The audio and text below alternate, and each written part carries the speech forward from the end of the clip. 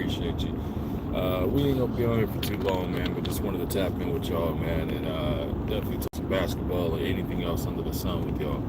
So I'm on the road, as you can see, in Minnesota. So you already know, man, it's never not snowing, specifically during the winter time. So right now, man, it's a little bit of a snowstorm right now. Visibility, you can't see too far, but at the same time, we're gonna be slow and steady with the drive. Make sure we get to our destination safe and come back home to the family as well. What's good with the D3? Salute to you, bro. Appreciate you pulling up, man. Yeah, like I was saying, bro, it's y'all. It ain't no surprise to the majority of y'all, man. In Minnesota, it's snowing, so we got to make sure again we come back to the family, drive safe, take precautions as I need to. But I ain't new to this, man. True to this, I know how to drive in the snow. I just don't trust the people on the rest of these people on the road.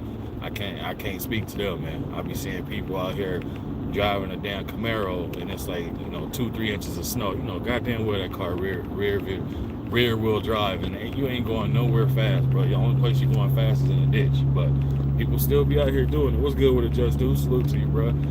People definitely be still out here driving Camaros in the wintertime. I mean, it might, I can't knock them. It could be their only car they have or something like that. But at the same time, bro, like, that's a danger within itself. You out here driving in 2-3 inches of snow with some rear wheel drive cars with ball tires. Like, you wishing to take a nap in the damn to take a nap in the ditch. And again, what's good with Marky Dan? Salute to you, bro. Appreciate you popping through.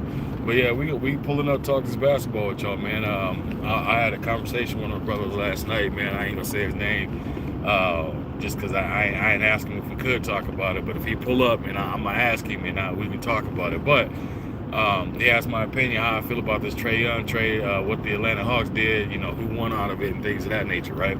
So from my perspective, bro, I feel like both sides won from it. Obviously, Atlanta Hawks wanted to definitely get up off that Trae Young contract. I think he had like an opt-in deal for like $49 million or something this offseason coming up, bro. So they was like, hold on, man, hold on, we got to talk about this. We got to get from under this contract. And I say that because, I mean, Trae Young is nice. He's a small guard.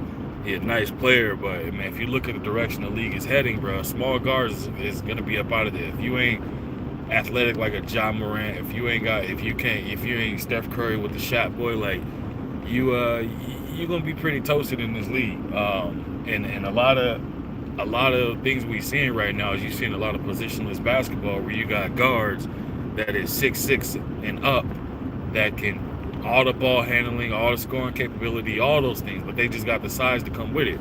So just like how we saw the NBA phase out of it being a big man league where centers dominated the league, we see in the same situation now where, small guards dominated the league for a little bit, but we're starting to see them phase out as well. So it's going to be a situation, bro, where if you're not an elite shooter or you don't have elite athleticism or a hell of a defender, some type of key attribute skill set that you're a master in, like it's gonna be tough sledding for you in the league. And I think for Trae Young, he one of the people where if he not necessarily scoring, we all know, I think he led the league in assists at one point, more than once if I'm not mistaken. Y'all correct me if I'm wrong. But at the same time, bro, like, he can't play no defense. He a liability on the defensive end. If he not making shots, you assuming and hoping that he's gonna be able to get your team into their offensive sets and be able to run the offense through him, right? And even that within itself, if you got the right guards and stuff, that could be a tall task for him, just because he a small guard. He quick, don't get me wrong, but at the same time, like, he's one of them guards you can definitely lock down. I'll say that much. You know what I mean? Just to say a fast trade is nice, yeah, bro. And then what the market said, I would have continued building around Trae Young. One of them, he definitely has deficiencies on the defensive side of the ball. Yeah, bro. Like, but that's the thing. I think Atlanta gave, like, I can't remember how long Trae been in the league. It's been close to, if not at least, man, like close to damn near 10 years in the league, right? And I think for them, they saw everything they seen everything they could do. Like, that year when they snuck up and knocked off the Sixers, that was number one in the East. That was like the coming out party for them, right? But then that was also how I feel like that was their peak. So that was peak Atlanta Hawks we saw at that time when they knocked off the Sixers when the Sixers were number 1 seed in the East. Outside of that, bro, it was one of those situations where you're not going to see nothing different. You're not going to see them elevate any higher than that. And I mean, they brought in Porzingis to be a big that could score and rim run, protect the rim, and he's a playmaking big. That's what they had him as. You know what I mean? What's good with Aquila? They had him as a big that could come in and be a difference maker, right? But it didn't work out because we know Porzingis is extremely injury prone. So who else did they have? Clint Capella is another big. We know Clint Capella, he maxed out when he played with James Harden. Outside of that, bro, Clint Capella is still in the league right now, and I bet nobody know what team he played on. No knock or disrespect to him, but hey, it is what it is. Who else did he have? He had a lob threat. Collins, my man, he played for the Clippers. John Collins. Oh, there we go. See, what's his name? Said it. Marky Dan said it for John Collins. We had him as a rim running big, but John Collins ain't necessarily a big. He like probably 6'6", maybe 6'7" at the most. So he's not for Trey, man, it just wasn't gonna be a situation in Atlanta that was gonna work out for him. And I feel like, me personally, like, and I think they may have even said this on the broadcast as well, that Trey might be the second best Atlanta Hawks player behind Dominique Wilkins that they ever had. And I think that's why when he got traded and stuff, they gave him a lot of love, because it was like he did everything he could do for them. Now it's time to go ahead and part ways and see go down different paths. And I think it was one of those mutual agreement splits where there ain't no bad animosity. It's just, bro, you got a big old contract that's expiring that we want to get up off of, and we feel that we can get a couple of pieces for you that might be able to help with, whether it be continue to build around the young players that they have, the Johnsons and Dysons. I think Dyson Johnson, I can't remember that dude's name for the life of me, but what's good with it, Queen? Salute to you. Appreciate you coming through. They have an opportunity to build around these young players, or give these young players the opportunity to showcase their skill set, right? And so when you bring it in to CJ McCollum ain't no slouch. I was, like I said, I was telling, I hope my brother pull up that I was talking to last night on the phone so I can ask him, can I speak on the conversation we had? But and I was telling him, I said, look, CJ McCollum is no slouch. He is an upgraded version of Trae Young that you're getting because he plays both sides of the ball. And if y'all want to say, hey, well, what the hell are you talking about? CJ McCollum is not no defensive stopper. I didn't say he's a defensive stopper. I said he can play defense. If y'all remember right, when him and Dame was Batman and Robin over there in Portland with the Trailblazers, who was guarding the tougher guards? CJ McCollum. And then they wouldn't got not OG Anunoby. They wouldn't got the other dude, man. What is his name?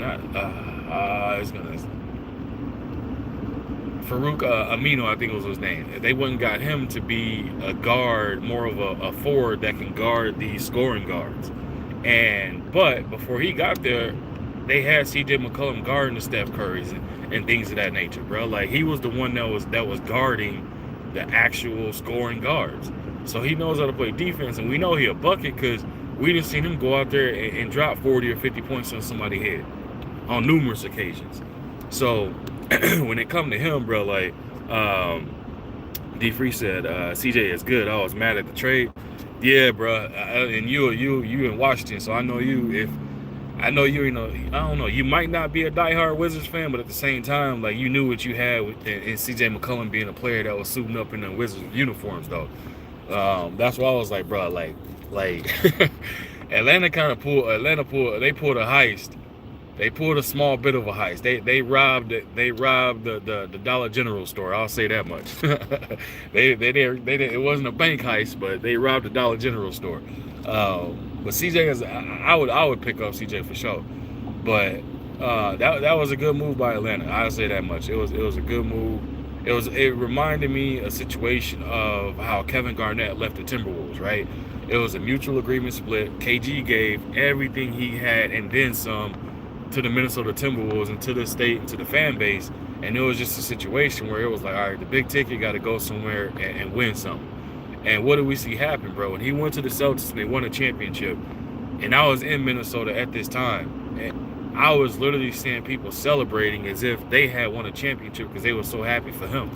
Like, they felt like they won something because he went and actually was able to win something. and they felt like they won something. So that's like, if you rock out with your fan base or organization like that, and you treat that fan base with that type of respect and loyalty, bro, they not gonna boo you. They gonna definitely cheer you on. They're gonna root for you. They're gonna root for the best for you, even though you're not playing under the same team. At the same time, that support don't end. You know what I mean? So I got to see that firsthand, how excited they was for him. But for Trae Young, he got the same kind of love, bro. Like, the Hawks fan base know he a small guard. He overcame and did a lot within his time of being there. Unfortunately, you know, again, it was some kind of, first round exits or second round exits. It was never a thing where they felt like, they were going to compete for a championship. You couldn't tell them that, though. That Hawks team was like, hell, the hell we can't. We can compete for a championship. We're going to go out here and shock the world, show them what we can do. Op said, ticket back on management side. Now, happy for him, yeah, bro. Like, it's only right that he come back to where it all started and where he got that name, the ticket, and the loyalty that fan base gave him, and also the kind of respect that the organization gives him as well. It's only right. And he gonna be in those meetings and things of that nature, bro. He ain't gonna be sitting there, taking this losing culture, taking it on the chin and taking it in stride. That ain't how it work, bro. Ticket gonna call some people out. He gonna make some people uncomfortable. He gonna make them step up and say, hey, we got to do something from a management standpoint to get some people around Anthony Edwards so we can have an opportunity to compete for a championship. Otherwise, they just gonna see the same scenario and situation happen all over again, which is what? The same thing KG did, bro. Give him everything he got, and it ain't gonna be no type of success, no banners being hanged, and no success being rewarded for it that they gonna be able to showcase for it. You know what I mean? What's good with it, Tommy Hill? Salute to you, bro. It's gonna be one of them situations, and I think KG see the writing on the wall with that. So he gonna come in. I think he gonna shake up some things. They brought in Julius Randle. They got Rudy Gobert. They got Conley, a savvy vet. I like DiVincenzo a lot being on the Timberwolves. Like, I think that's one of the best pickups they done had in a long time. No disrespect to Randle, but for me, I like DiVincenzo more than I like Randle from a standpoint of his diversity on the court.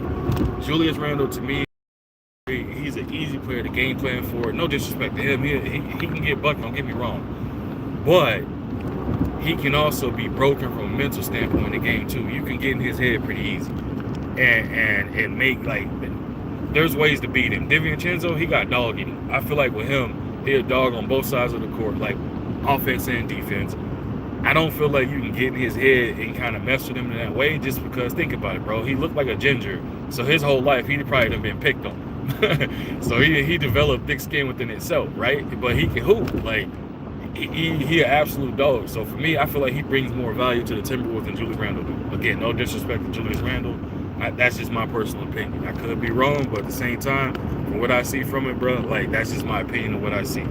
But back to this Atlanta, just to wrap up this Atlanta Hawks and Wizards trade. So the Wizards, they looking for a spark. They're looking for a name that people gonna come to see some type of show we put on. Now, Trae Young, if you hand him the keys and take your hands off the wheel, Trae Young can go out there and knock down 10 threes or whatever the case may be. He can give you some buckets and put on some highlights and get some oohs and ahs from the fans. Don't get me wrong there. He can do that. Well, is he gonna win you some games? Probably not.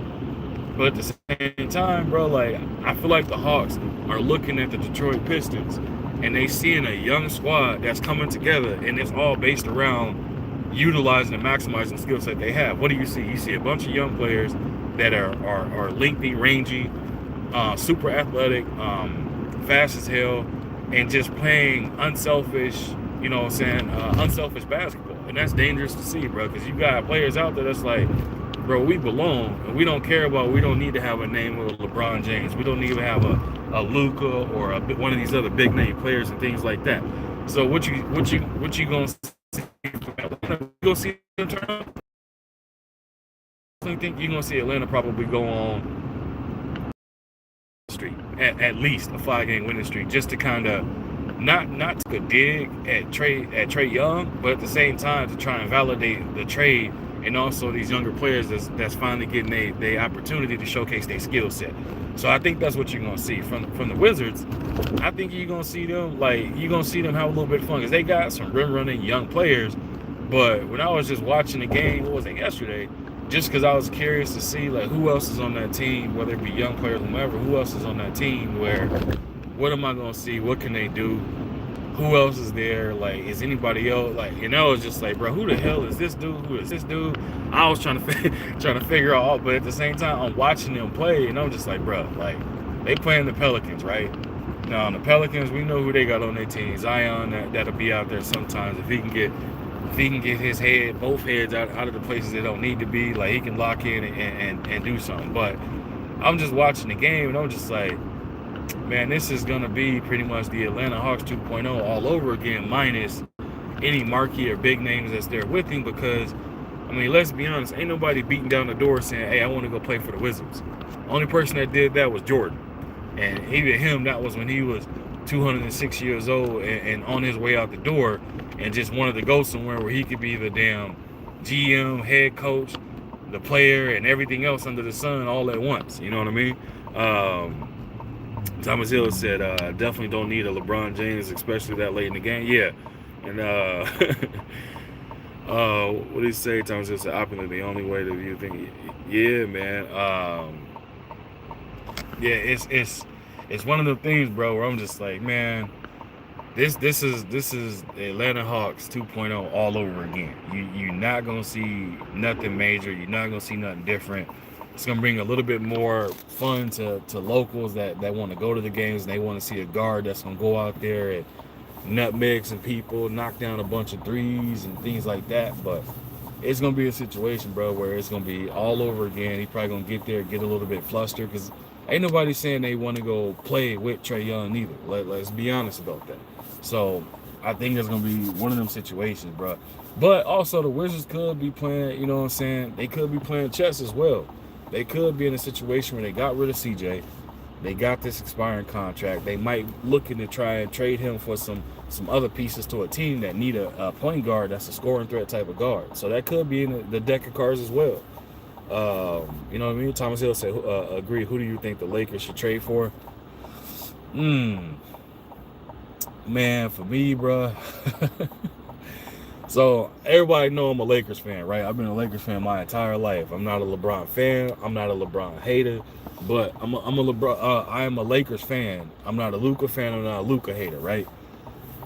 For me, what's good with it, Josh saying a salute to you, bro. I think we cool as of right now, because I don't really see a piece out there that we can give up some pieces to get another piece back. It's just the main thing of my squad needing to stay healthy. That's the only thing that I kind of wish for or need more so out of them. I don't really see a piece out there that's available that can come in, not necessarily move the needle, but a piece that's available where it would, like, if we could trade for him and get him, let's do it.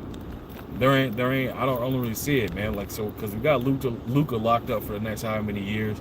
I mean, we need a big. DeAndre Ayton is having a resurgence type of thing. So at the moment, he semi-proving me. I wouldn't say proving me wrong, but he making me have a little bit more faith as far as the same time. I also know, you know what I'm saying, what's behind the curtain, door number 2, which is he's soft as hell. And you get the right matchup is gonna bring that softness back up out of you. You know what I mean? Like, I know, because he done showed us that on more than one occasion. So I know what's behind door number 2 when it comes to him. But there isn't a big out there that's available that could really come in and do anything. Like, I would have really loved the Lakers to pursue Al Horford instead of letting him go to the Warriors, right? I would have loved them to pursue a who else was it, man? There was one more big that I really was like, man, that would have been I wouldn't even have mind if they would have pursued Porzingis, to be honest with you. But it's like, bro, like, there ain't really nobody else out there that the Lakers can trade for that's a piece that can come back. Maybe a Klay Thompson, but I mean, I don't think Dallas is gonna give him much. Maybe a Klay Thompson would have been a knockdown shooter that Luka or LeBron, or hell, even an Austin Reeves, any of these playmakers on my squad that could have made a difference for it, right? Like, but there ain't too many names out there where I can say, oh man, we should have traded for this person or anything like that. It's gonna be tough sledding, bro.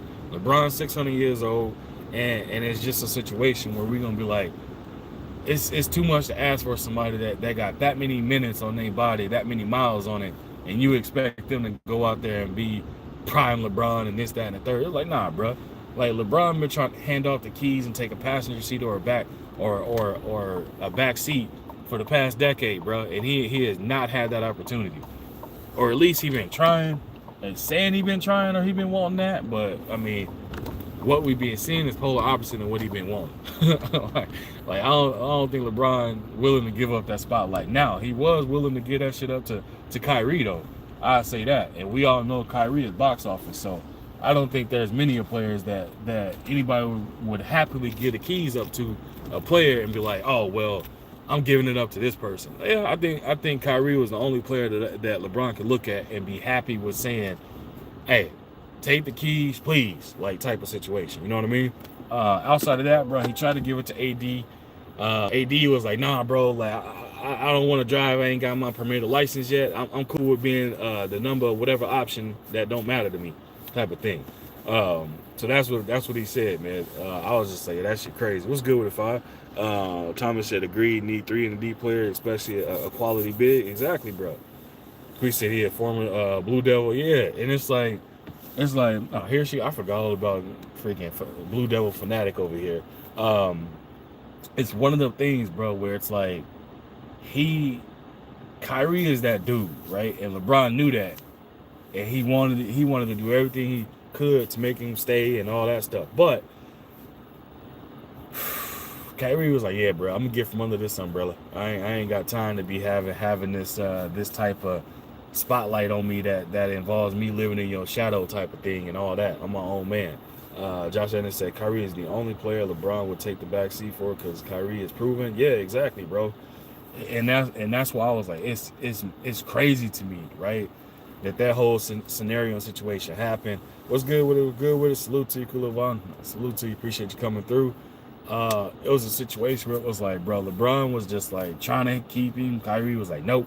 And then LeBron got an AD, tried to hand him the keys. AD like, nope. Luka is like, bro, I'm kicking your ass out the car. I don't need you. I don't need the keys. I'll hotwire this Jordan, take off with it. Like Luka, we all know, bro. Luka ain't taking no damn backseat to LeBron. Luka like, bro, get out the car or get in the back. And Luka's saying, I need somebody else to ride shotgun with me right now that can definitely give me an opportunity to get back to the NBA Finals. So he can. That boy Luka put on the show when he got to the finals, bro. Absolutely, all the way that whole finals, all the way up to that whole run to the finals, he put on an absolute show. And so for me, it's like, bro, Luka, like, yeah, it's LeBron, get in the trunk, get in the back. So hey, get Austin Reeves, you good? You hurt? Oh, okay. Well, we gonna be the Wonder Bread twins. We gonna get out here. We're gonna be the Wonder Bread twins, and we're gonna get out here and put up buckets. Like, so Austin Reeves got dog in him too, and we done seen him come through in clutch moments and stuff like that. So it's like he got him a guard running shotgun with him. The only difference is I don't think Austin Reeves is no Kyrie, and what I mean by that is when Kyrie and Luka and Kyrie was doing their 1-2 punch against teams like that, bro, it was like, yeah, you can't.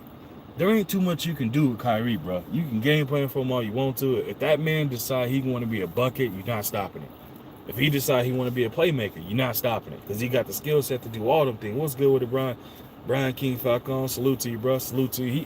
He got the ability to do all of these things. So with Kyrie, he a whole different animal. Now when it come to Austin Reeves, bro, it's like he can get you some buckets, but he not no Kyrie, and that's no disrespect. That's no disrespect at all to Austin Reeves. It's just Kyrie is Kyrie, bro. Like, and I think anybody starting a team is gonna take Kyrie over Austin Reeves 10 out of 10 times. Hell, 11 out of 10 times. And that can't even be an equation that's real. Like, I don't see too many people that's gonna say they'll take Austin Reeves over Kyrie. But yeah, bro. To answer that question, though, Thomas, I think the Lakers. I think we're a little bit on the stuck button right now, to be honest. If they can't get I don't see the Timberwolves coming up off DiVincenzo, but if somehow that could happen, sign me up, bro. Give up Marcus Smart. Give up who else? Give up Marcus Smart. Give up one other Vanderbilt, but do not give up Rui Hachimura. Do not give him up. The only reason I'm gonna say that, bro, because Rui, from a defensive standpoint, guarding other players, he can guard smalls and bigs. He also is a wild card that he gonna give you some buckets, but he also can give you buckets from a point where it's like he can be your second leading scorer in any given night, right? And when you got a Luka and you got a LeBron and an Austin Reeves, you need that other player that's willing to come in, who is a mid-range assassin, can attack the rim, but again can give it to you on both ends of the court. Like we need that player. But a Vanderbilt, again, a defensive player, hell of a defender, hell of an energy guy, can rebound, but it's like, bro, on the offensive end, like it ain't too much offering of much that really happens. So it's like it make it real tough for me to be like, bro. It make it tough, and then so you see that in the minutes is being played in key matchups when he out there, how teams will like, hey, go ahead and let him drop to the corner. You know what I'm saying? We're gonna sag off him and dare him to shoot. That's what you see. Josh Anderson said, yeah, he said Kyrie, he's gonna make you throw everything in the air, and constantly, yeah, bro. Kyrie will have you out there salsa dancing in your own mind because you're trying to figure out like, bro, okay, what move is coming here? Who is somebody coming to set a screen? Wait, I can't turn my head to see if there's a screen coming because as soon as you turn your head, you cook.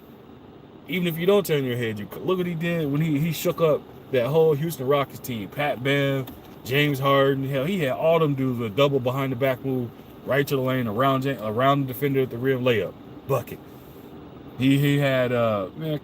Yeah, I say Kyrie probably had the best handles in NBA history to me, personally. And when I say handles, I mean handles. People are going to say AI had handles. AI had a crossover.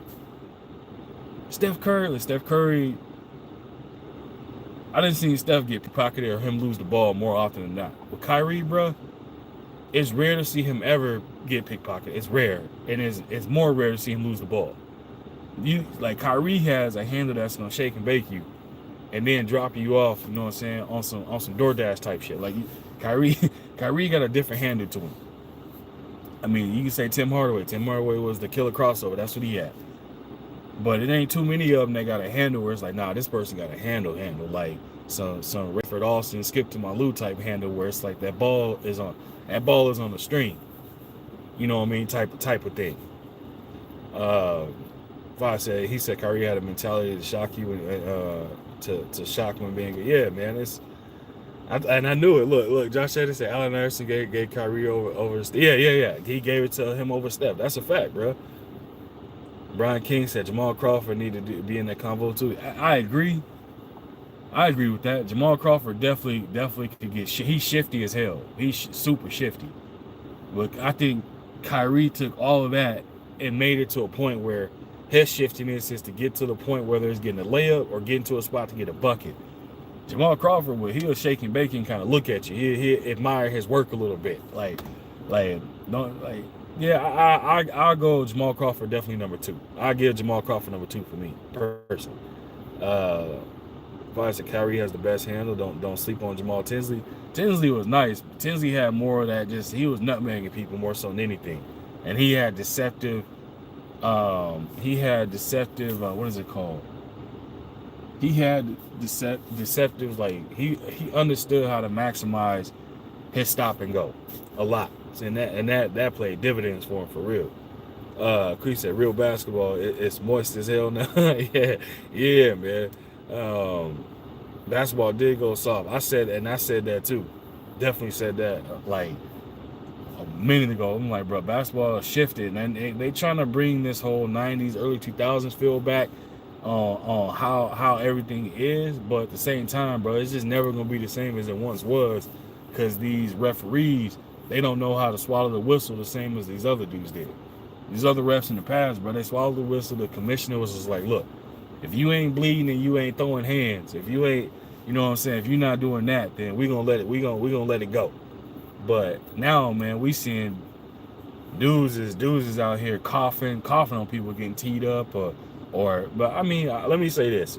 It ain't just the coughing. We seeing some weird business out here on the court too. People getting hit in their stuff on some random, like what is you on? some very Skittles type stuff that we seeing, and y'all, yeah, we not rocking with none of that. You know what I mean? Chris said they can't bring back the '90s basketball if they try to crying and blowing the folks' ear. Yeah, I think, but I also think it's an image thing too. They worried about the image they have and stuff. I'm like, for me, bro, it's like, hey man, let it go back to, you know what I'm saying, no hand checking. Like let us see if these players is really skilled as we think they are, as skilled as they saying they is, and things like that. Y'all give me 1 second, man. I gotta run in here and grab something real quick. Y'all give me 1 second. I don't even wait. 1 second, y'all.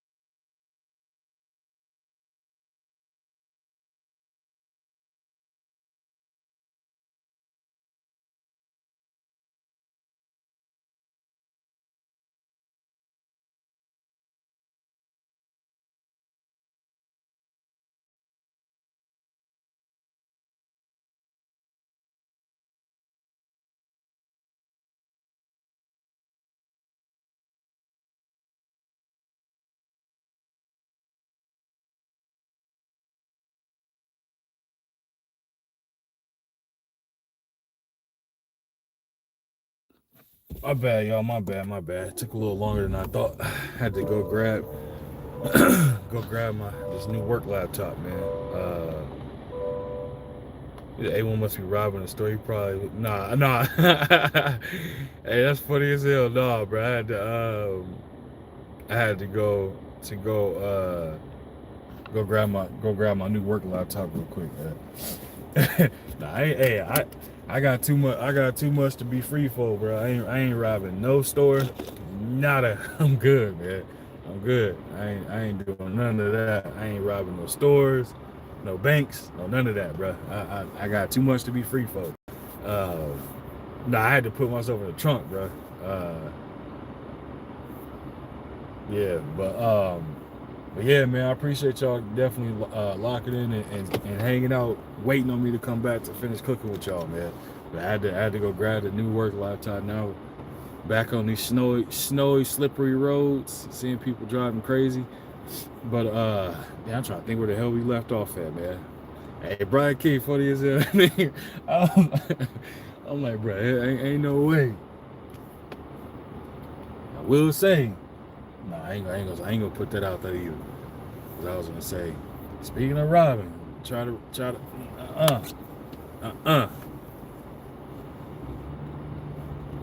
I shouldn't nickname Mr. Keep It On You. Well, you got to in these times, man. We're living in crazy times too. And speaking of that, I had a few people hit me up like, bro, you're in Minnesota again, right? I'm like, yeah. They're like, you straight out that way? I'm like, yeah. We in the family. We far up out of the way. We ain't near none of the stuff that's going on and all that type of stuff. So, nah, I just like, hey, prayers out to everybody that's involved in that type of stuff. But yeah, it's crazy. Nah, my crazier times that we living in right now, man. I say that. Yeah, Josh. That's the appropriate. Mr. Always gotta have it. There you go. And it ain't no. I gotta open something to get something. That joke. As soon that's like pulling your keys out your pocket type thing.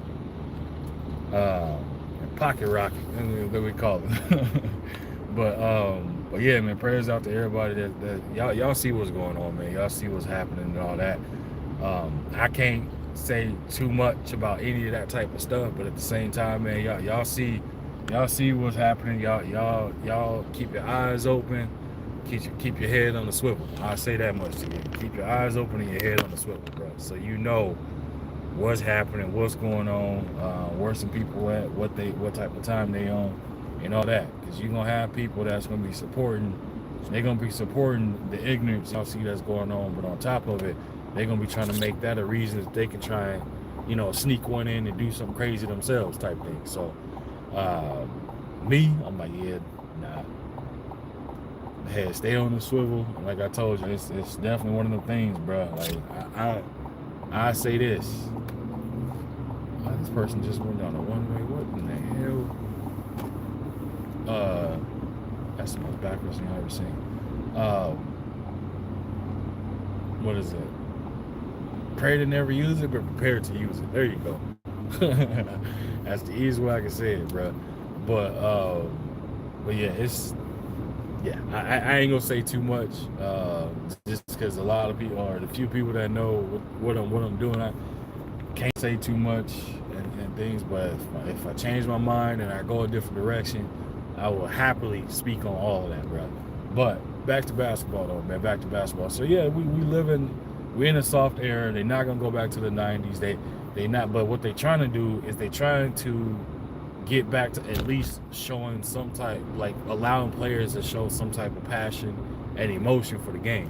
Because what the NBA is gonna do, and I've been spoke on this and been saying that, and I was like, bro, I don't know who be out there scouting lives or scouting other things and stuff like that for NBA content and stuff, but what they need to be doing is hitting me up, because there is a way to bring back the fandom and make basketball back to what it was, where it dominated the sports realm. Like, it dominated everybody. All people talked about was whether it be Jordan and the Bulls or Bad Boy Pistons or Bird and Magic's rivalry.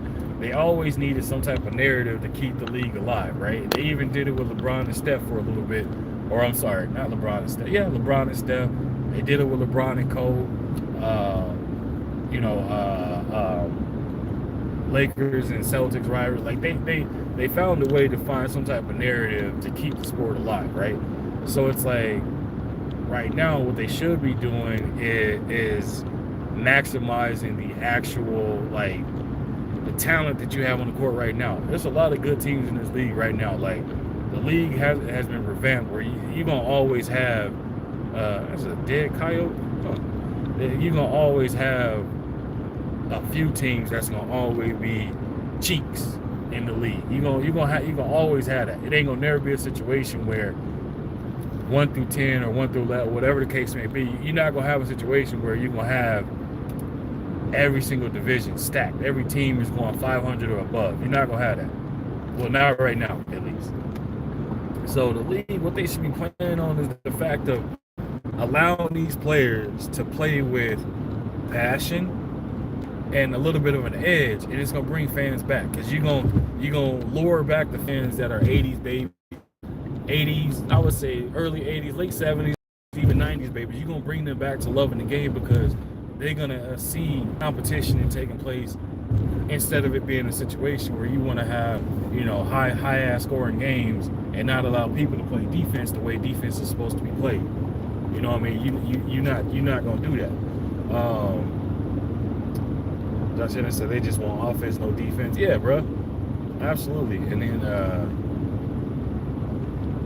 they need to get back to the basics with the All-Star. Yeah, bro, I had all type of stuff I said for that All-Star thing. I gave them I'm like, bro, I'm giving them free unsolicited advice on how I think this could bring back fandom for a sport that I enjoy and I played and love to play and played.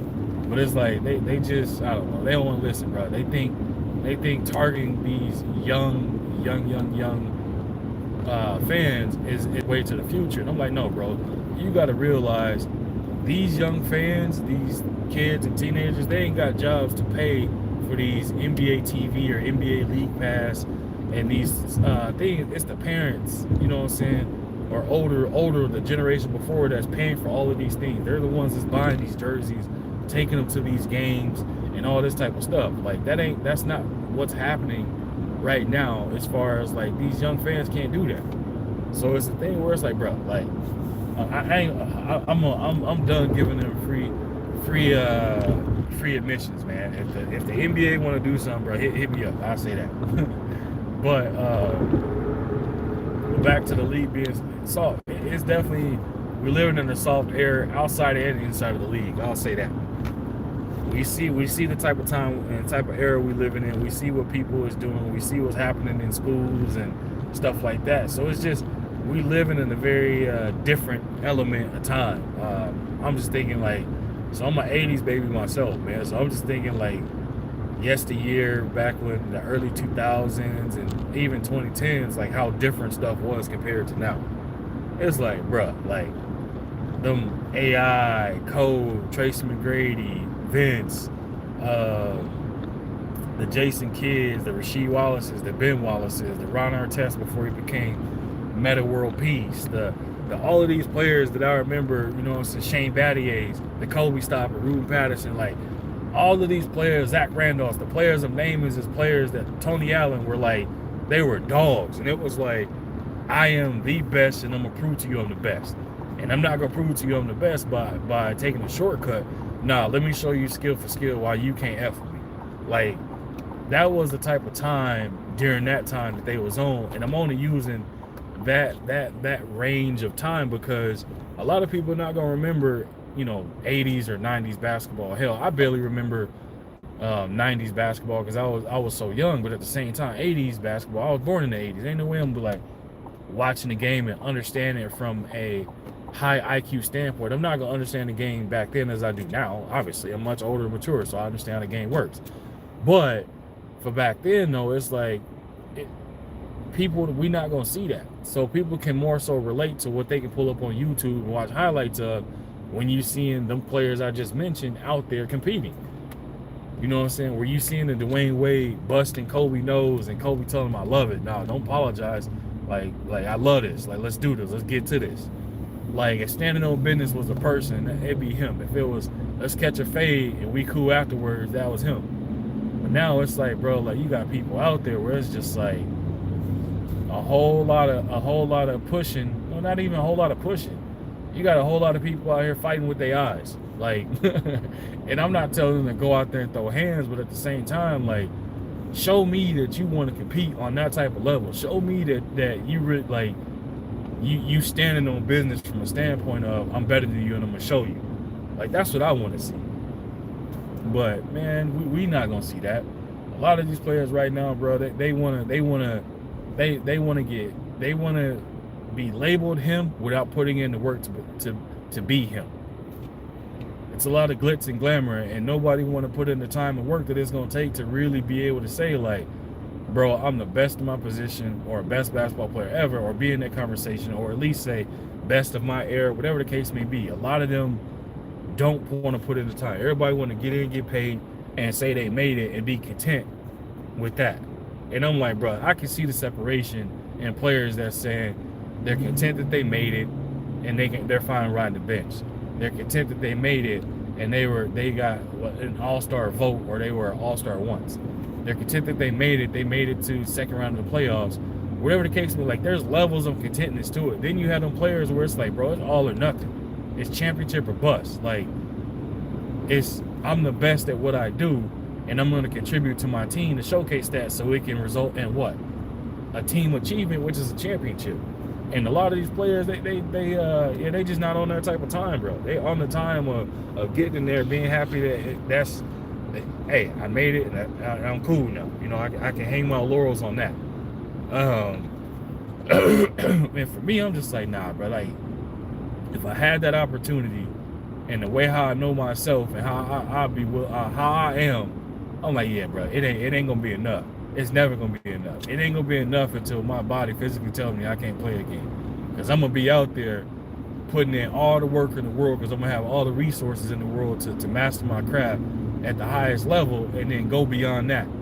Like, a lot of these other players, bro, they take it for granted. They take it from a standpoint of wasting opportunities, waste like a whole lot of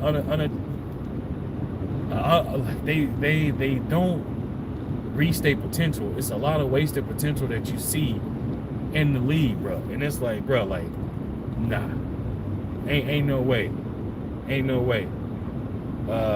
Brian King said MJ had a lot of love for the game, clause in his contract. Facts, bro. Like, and the crazy thing is, that's something that they could easily put in. Like, Kobe did it. Obviously, we all know Kobe patterned his game all the way down to chewing gum the same way as MJ. And what did it result in? 5 championships. Being labeled one of the best players, by some, one of the best players ever played, or at least one of the best players in his, like, a 1-2 punch between him and Jordan, and they respected positions, right? And a legacy of a lot of people, and this is gonna be probably kind of a little childish, but a lot of people, bro, when in school or whatever the case may be, when you throwing something into the trash can and you're doing a little fadeaway or a little shot, what are you yelling? You ain't yelling MJ, you yelling a one-word synonym that everybody know. Kobe. Like, it's just a widely known thing that anybody that have played basketball or any type of sport, or that do them type of things, that all of us done did it. You know what I mean? So it's like, you ain't yelling LeBron, you ain't yelling Steph with the shot. Like, you ain't doing none of that. You doing a one name that everybody know, which is, as soon as you shoot that thing, Kobe, that's it. You know what I mean? But for him, it was like he dedicated his life to his craft, bro. And the people you see that's doing that, you seeing what? You seeing them having a extremely successful shoe line, right? Obviously, Jordan is number one. We all know that. Me personally, I'm gonna say Kobe's number 2 for his shoe line, because comfortability of his shoe high outweighs the LeBron's. LeBron's, Outside of, I think it was like his first signature shoe he had. Those were the only shoes that was true like hooping shoes. The rest of his shoes, bro, they just kind of took off from a level of just not being that. I haven't hooped or played in any new LeBron shoes at all. I ain't really heard too much of, like, as far as feedback on them or nothing like that. But the one thing I see, either whether it be around the league or around anywhere that people playing in, is Kobe's. Because those shoes, they did right by him as far as hooping shoes. Now, if you say from a aesthetically pleasing looking shoe, like, you know, you might have some people that say like I don't like them or something like that. Me, I'm a fan. I got the Black History Month edition Kobe's. I think they're the 11s, the ones that's that multicolor, like blue, a little bit of red, yellow, or whatever, and some black. But the Black History Month edition Kobe's, those are the ones I have. I had like 2 other pair. But for me, I ain't never bought no LeBrons and be like, bro, I'm about to rock these in style, like, or I'm about to go hooping these. I ain't never did it. Just because it was like, I tried a pair of them and I got rid of them like damn near immediately, because it just, the comfortability, the shoe, everything about it just wasn't for me. It wasn't patterned to kind of match like how my game style when I'm hooping. Like, it's not the shoes I wear that formulate to the game that I have. Like, type of player I am, it don't. But like I said, for the shoe that dominates the game is the Jordans. You have kids nowadays, they probably don't have a clue what Michael Jordan looked like, but they know, oh, I want the Jordan 11s, I want the Jordan 3s, the 1s, the 2s, like the 4s, the 8s, the 9s. You got kids out here that are obsessed with Jordans, but they wouldn't have a clue what the hell Jordan looked like. They don't have a clue how good he was. But the only thing that's transcended is the Jordan shoes, them sneakers. Like, them shoes is gonna be relevant until shoes become irrelevant. I hate to say that, but like, they literally released the same Jordans damn near within a 5-year period. They released the same Jordans once or twice every year or every other year, but they release them nonstop, and people go buy them as if, like, if you take care of them shoes, they still gonna be brand new years from now. It's wild to me. Steph, he single-handedly kept Under Armour afloat. Under Armour was a drowning brand, well, more so in the sneaker world from a basketball standpoint. They were a drowning brand. Nobody was saying, I'm about to go get some Under Armours to hoop in. They was known for wrestling shoes, football or baseball stuff, and that's where it ended. Steph kept them afloat, and even though he had his own, I forgot his own brand within the brand, kind of the same thing like how Jordan has a deal with Nike, but Jordan is his own entity type of thing. He had that one Under Armour. And I can't knock it. It's just, hey, wish that brother success. As soon as there came an opportunity where Steph was like, all right, man, I'm ready to stretch, stretch my wings and fly away and show people, like, and go out here and get a big deal so I can have some legacy defining shoes. That's what he's doing now, and you seeing that. He literally marketing himself to every single shoe outlet out there, whether it be Nike, whether it be Reebok, whether it be Adidas, whether it be even the Chinese, I think it's Anta, if I'm not mistaken. Like, even, like, bro, he out there showing, like, all right, who gonna throw the bag at me? Who willing to take an opportunity on me and see what we can do together, type of thing. And Nike, when they first had a shot at Steph, they obviously, nobody didn't really know who somebody gonna be until they become that person, right? And they messed up and they lost him from that standpoint. But when it come to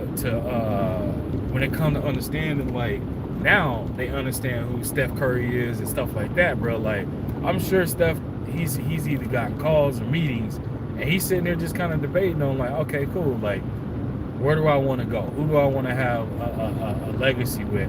Because let's be honest, Steph probably got a few more years left in the tank, and then he probably gonna start gracefully bowing out, getting out of the league, right? So for him, it's like, all right, what we gonna see, what we gonna do, who got what, who can do what with me or for me. And I think that's the situation where we're seeing, like, we're like, all right, you know, what can be done, what can they do?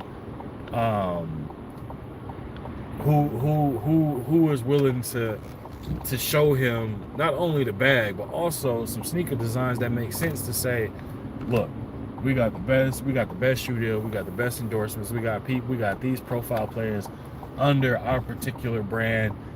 We can do this for you. We can do that for you. That's where he's at right now as far as what he's looking for. Reebok, I don't really see him looking at Reebok as a serious like a brand that he'd be willing to go to and be like, all right, this is who I'm gonna make my bones with. This is who I'm gonna ride it out with and wrap up my final years in the league and stuff like that. I don't really see that. I don't see that being the case for Steph.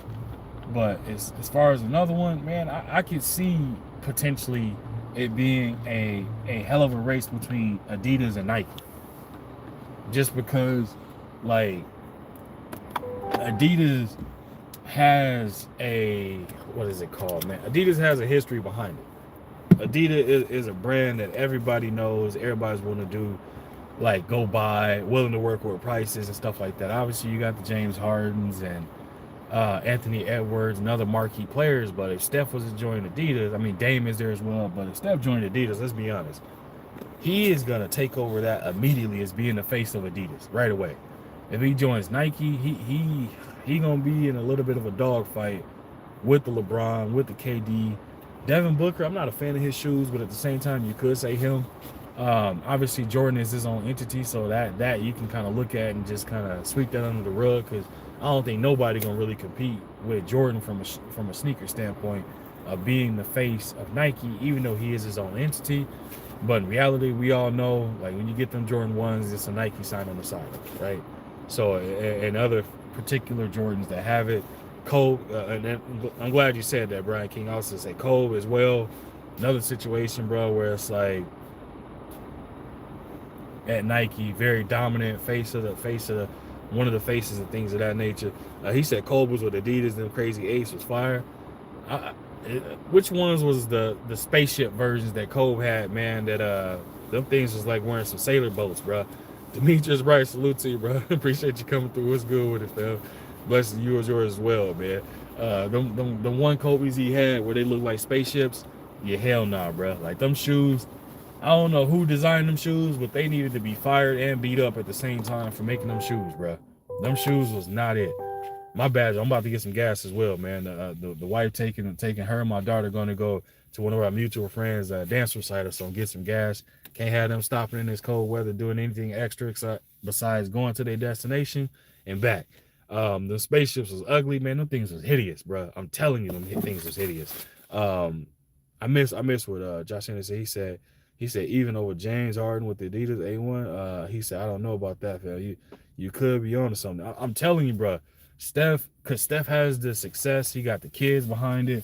He got a whole movement behind him. That James Harden, he do a lot and stuff like that for kids and stuff. But Steph is different from the platform of if Steph walk into a room and James walk into a room, who has a more demanding presence of approachable, relatable, anything you can think of, it's gonna be Steph. And y'all give me 1 second. I'm finna get some gas, man.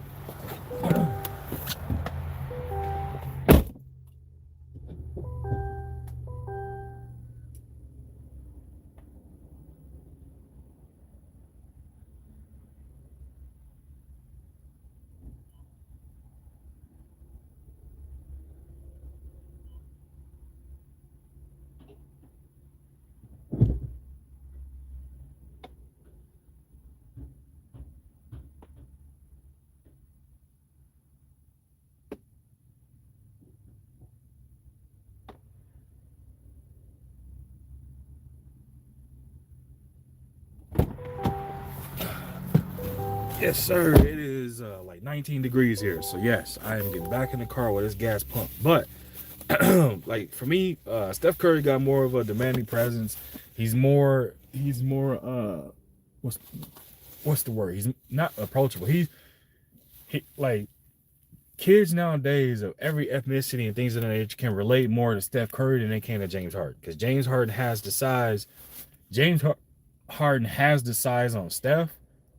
But at the same time, I feel like Steph, obviously he's more accomplished, and I feel like he can do more than James Harden do. But like Steph is just more relatable. You know what I mean? What's good with it, Derek? Salute to you, bro. Appreciate you coming through, man. He said, I've been saying Steph is that guy of this era. He said, welcome back, Brody, and stay safe in the street. Hey, appreciate it, man. You already know, bro. I had to stop and get some gas, make sure, like I said, the wife is going, her and my daughter going to one of our mutual friends' daughter dance recital. So I was like, let me go ahead and gas up and get everything right so they ain't gotta do nothing. But yeah, dude, Steph, like, bro, like, this is how you know it's different, right? So James Harden can go anywhere. Let's say James drop up 50, he's doing his step back, he knocking down whatever, he doing whatever, right? Any arena that Steph go to and he knocked down a three, them cheers is damn near as loud as the home team. Any of them. When Steph get hot and he go on a flurry, what are you hearing? You hearing the crowd go absolutely berserk and absurd. Obviously, I ain't even got to talk about the jersey sales because we know he out selling. He lapping James in jersey sales. But it's like every ethnicity can relate to him because he gave all of them hope because he is a walking embodiment of you put in the work, you can be just like this. You ain't got to be 6'5" and up and have a handle and this, and that. Like James Harden is nice, but yeah, I couldn't have said it better. People tired of James Harden bullshit. Yeah, bro, like the flopping, the all that. That was quick. Y'all give me 1 second, bro.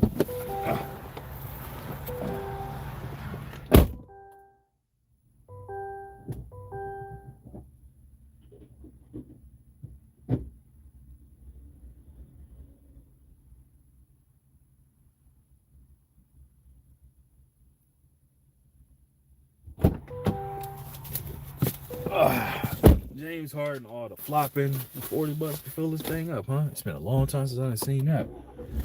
But James Harden with the flopping, the travel step back. Don't get me wrong, Steph traveled too. But at the same time, bro, like he more relatable because he is a person that anybody could be. It's just a matter of you putting in the work. And the fact that I ain't gonna sit there and act like this ain't true, and I ain't gonna try to hide the fact. They call him the babyface assassin for a reason, bro. Like when you look at James Harden, what does he look like? Or James Harden versus Steph. You know what I mean? Like I hate to say this, but if you walking down the alley, who you gonna be more afraid of? If you going somewhere to a certain thing, who you gonna take with you that's gonna get you indoors if the other couldn't? The babyface assassin, man. Like Steph just got the whole thing, and then Derek, hey, you beat me to it. He said, just look at the Olympics. Look at what Steph did, and how that crowd reacted, bruh. That Olympic flurry was insane. I think I was driving to. Was I driving it? Oh, I think I was in California, or it was either driving to California or I was driving somewhere. We were driving somewhere far in California, and I was listening to. What's good with the J Gibbs? Salute to you, bro. My bad. I was listening to the Olympics. I couldn't watch it because I was driving. Man, all I'm hearing is like the crowd's going absurd. I'm sitting here talking. I'm all right. I'm like, let me pull over. Oh, you can make it through the light. Look, I'm slowing down trying to get to a red light just so I can watch it a little bit. But I'm listening to like how absurd and how crazy this crowd is going. And this, like, what Steph was doing, which was like, man, that's like the craziest Olympic moment I've ever seen. But it's just the truth, bro. Like, I ain't gonna say light skin is in, dark skin is out, but at the same time, bro, like, Steph just more relatable. I'm gonna just leave it at that, bro.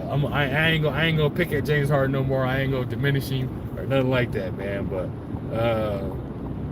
he said my wife was Dominican. Steph, she was yelling Steph was going crazy. Yeah, it's just yeah, bro. Like Steph is just more relatable. So if Steph go to Adidas, only person that can give Steph a run for his money at Adidas, for not necessarily being the face, but more so being like a player where it's like that other people can relate to, it will be Dame, because him and Dame got unlimited range, and they both small guards, and that's the only player I can think of that I can say like people can relate to more. And Dame is hell of a he's extremely personable as well. You know, obviously Dame rap to it, but at the same time, bro, like hella down to earth person, and just one of the people that keep it a buck, like at all times.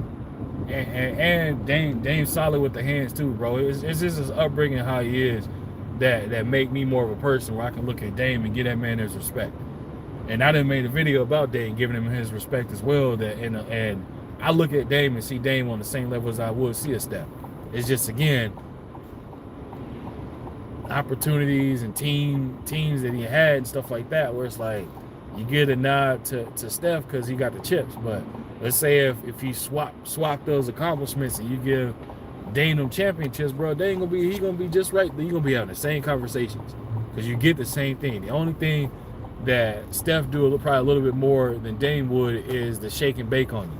Like his handle might be a little bit better type of thing because Steph is a little bit more shifty. Dame is more of a, you know what I'm saying, he's more of a miniature LeBron. It's a stiff dribble, but he can get you with some stuff. He not gonna cross you up and get you up out of there in that type of capacity, type thing. So that's the difference in how when I look at them, that I kind of measure them up in their own type of way, type thing. But it's one of them things, bro. Where I still get that man his respect, though. You know what I mean? So what Demetrius Bryce said, he said he went, how are my Spurs? Hey, the Spurs is nice, bro. Wemby is the truth, and he is the absolute difference maker for that squad. If Wemby out there, they beatable, but he make it where they damn near unbeatable if he's out there. When Wemby's not out there, they vulnerable. When he's out there, bro, it's like yeah, you on an uphill climb, like type thing. Like Wemby is the truth, bro. That's the only thing I can really say. Wemby is the truth. Wemby one of the players where it's like that's a once in a generational type talent that you're gonna see. He said Josh Henderson, y'all should make the playoffs and the young team, they don't get injuries. Yup, Derek said he's signing the a brand in which the youth in it. Yeah, bro. Like I'm telling you, like smart move for sure. Obviously, I always gave him props. He said, I know the Spurs have been. Wemby came off the bench. That's, I think, is genius, and he got a fast point. Yeah, you got De'Aaron Fox, Castle, Champagne or whatever. I think it's Champagne. Him. What's my other man name? Dang. I don't know if Harrison Barnes is still there now. I can't remember. But they got some players on that team where they match up and they fit well with each other, man. And it's just like I'm excited to see the Spurs back and them being able to shift how they play.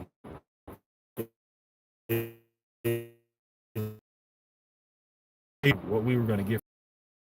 It's crazy, bro. Absolutely crazy. What's good with the ATS? Salute to you, bro. Appreciate you coming through, man. But yeah, man. So I got to tap in with y'all. My bad. I didn't get to really dive in and cook as much as I had to. I had to pick up some stuff back to the crib. So y'all already know I get back to the crib. Got to get to these babies, get to the family, check in with them. But hey, you never know, man. I might tap in with y'all later today, and do a second live and cook on it some more, man. Because there were some other things I wanted to talk about, but I just wanted to more so get back in, chop it up with y'all, talk some basketball. Just because I feel like a lot of it is it's a different conversation, man. When you go into these other platforms and stuff like that, it's other basketball content creators out there do amazing things and stuff. But a lot of the people, a lot of my crowd and stuff like that, man. A lot of y'all, you know, we in the same boxing channel as well, because I love boxing too. But we seeing how the boxing world is shifting, things that's taking place. So just to give a fresher breath, a breath of fresh air type situation, hop on, talk some basketball with y'all. And enjoy it, man. And it's unbiased as hell. It's fun as hell. I keep it a buck as best as I can. But at the same time, I'm going to give you the spiel that I feel is real from my perspective. And again, it's going to be unbiased. What does he say? He said, yeah, athletic shooters. I'll be missing on the 22nd. 22nd. Say less, bro. I mean, did you mean to say the 23rd, bro? You put RD behind that. That almost threw me off for a second, man. ATX and unbiased is one of my Spurs. Yeah, ain't nothing wrong with that, bro. I'm a Lakers fan. And people are going to say, well, a lot of people that's been rocking with me, y'all know I've been a Lakers fan my whole life. I'm not a LeBron fan. I'm not a Luka fan, but I'm not a LeBron hater. I'm not a Luka hater. So I'll get that out the window right now. But I've been a Lakers fan my whole life. So for me, I'm not delusional about my fandom as well, bro. I keep it a buck. When I feel like we trash, or I feel like we not gonna do this, I'm gonna tell y'all right out the gate.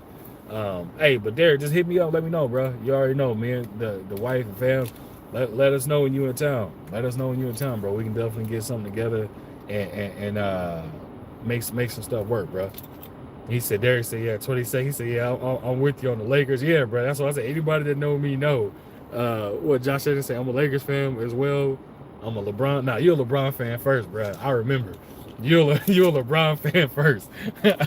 Hey, the same like BFTB, the same like goddamn KO. I think he a Luka fan. Is it no? Wait. I can't remember if KO a Luka or LeBron fan, but I know he one of their fans. Now that a Lakers fan, he said by definition he a Lakers fan now. But I know BF is he a LeBron fan, period. So where LeBron go, he rocking with that. He rocking with the squad temporarily, type of thing. But me, I'm a diehard Lakers fan. I've been a Lakers fan my whole life. Even when we had Lonzo and Big Baller Brand shoes that was breaking his ankles left and right, and we was just absolute trash. I still was saying I'm a Lakers fan. I wasn't saying we're gonna get him next year. I was just saying, please God, make something happen for next year. Like that's where I was with my fandom, bro. I was like, man, I wasn't willing to, you know what I'm saying, brown bag fandom, but I was hey, plastic bag, because I was ready to, man. He said, you're right, LeBron fan first. Yeah, I knew it, bro. He said, I rock with the Lakers, mainly for Kobe. Yeah, so that's the thing. I was a Lakers fan back when Nick Van Exel, Eddie Jones days, Vlade, Campbell. I was a Lakers fan before Kobe burst on the scene. So for me, it was like, that was just a cherry on top type situation, bro. Like, it was nice to have one of the GOATs be able to be there and a player I could relate to, because my mentality was the same as his. So that for me, it was a no-brainer. What I automatically became like more of a Kobe guy from that point, you know. But I was a fan again before Kobe was there. And I think I might have to blame it on my brother. My oldest brother he's been a Lakers fan. And I think he might have been steering me to be a Lakers fan when I was a youngin' that didn't know what was really going on, bro. You know what I mean? But my oldest brother, he a Tampa Bay Bucks fan. I'm not. I'm a Saints fan. Yes, I'm a Saints fan. My team is trash. I know it. Y'all can let me know it's all you want. It ain't gonna change. But that's just the truth, bro. It's just the truth. And if I take it to tennis, I've been a Rafa Nadal fan my whole life, or as far as tennis. Obviously, I rooted for the Serena, them for sure. You already know. That was something that definitely had to do. Maria, what's good? With a salute to you. What's up? Derek said, he said, I wish they would get off Luka, though. Been hearing too much of the Dallas members that difficult on and off the court. Plus, he has athletic version of 30-year-old. Yeah, bro. Absolutely, bro. And that's the thing. My whole thing ain't great when I said for Luka, show me you willing to compete as much as you do on the offensive end, on the defensive end. And he been stepping up doing it. So I was like, cool. That was my only gripe. Now stop crying to the refs. That's the other one. That was it. Maria said, I'm a Celtics fan and a Ravens fan. Oh boy. Hey, we got long-term beef. No, I'm just playing. Hey, I welcome any and every fan base that's whoever you rock with is who you rock with. I ain't got no beef with it. Jay Gibbs said, oh, Derek Fisher nephew here. Hey, nah, I can't beat Derek Fisher. Matt Barnes had it out for him. I ain't no Derek. Derek didn't sit right with me. I can't beat him. Hey, but one thing I can say, I appreciate you, Dikembe Mutombo's albino son. I appreciate you pulling up, bro. There's Maria said, don't tell me mess with the Steelers. No, I'm a Saints fan. I'm a Saints fan. Jay Gibbs said Luka better play some damn D. No, he do. That's the thing. He picking and choosing. So he's showing me more than before. My thing is stop crying to the refs. That's the next hurdle to tackle for him. And then me and him our beef is squared away. He stopped crying to the refs. Me and his beef is squared away. That's it. But again, y'all, I'm gonna get up out of here, man. Get in the crib. Get to the family. I'm probably gonna tap back in with y'all later today. To be honest, it was fun talking basketball. I didn't even get to cover everything I had. I've been driving this whole time, so I ain't had nothing written down and no true agenda to go by. But I had some topics in my head, some things off the top of my head I remembered that I was like, let me talk about this, man. But for sure, definitely wanted to tap in with y'all, talk some basketball, enjoy a dope, great conversation with y'all, and be able to just, you know what I'm saying, enjoy it. Because like it's too much going on right now in what we seeing, you know, in the real world and on YouTube that's just sucking the life out of the excitement of being able to really just enjoy it. You know what I mean? and get out here and just enjoy sports as a whole, whether it be boxing, MMA, football, basketball. I don't watch hockey. I don't know nothing about it, but man, they be throwing hands, so we'll say hockey, tennis, and everything else. So it's definitely one of them things, man, where it's like let's make sports engaging and fun again. I'll say that, right? Josh Ennis, I ain't picked up a ball in years, bro. I was shooting basketball. I done made it back to my house. My little basketball court for my son. Like, me and him was out shooting together, and that's pretty much it. He was like, Daddy. Like, because he didn't want to see me dunk. So dunking is doing stuff for him. Outside of that, yeah, I ain't hooped in a minute, bro. I just work out, get that road working or running. Don't really lift weights, but at the same time, just doing some stuff, stay in shape, stay active, and things of that nature, man. But yeah. He said, looking like Rick Fox with no shades. Hey, Rick Fox is a beast, bro. Rick Fox is a beast. But opposite out here, hey, we ain't gonna tell nobody you look like Rick Ross starter kit. We ain't gonna tell nobody that, bro. we ain't gonna tell nobody that you out here looking like Gary Payton with that nugget head. We ain't gonna tell nobody else. But y'all, I'm gonna get up out the way. I appreciate y'all, man. Y'all be on the lookout again. We're gonna tap in later, go live again, talk a little bit more basketball.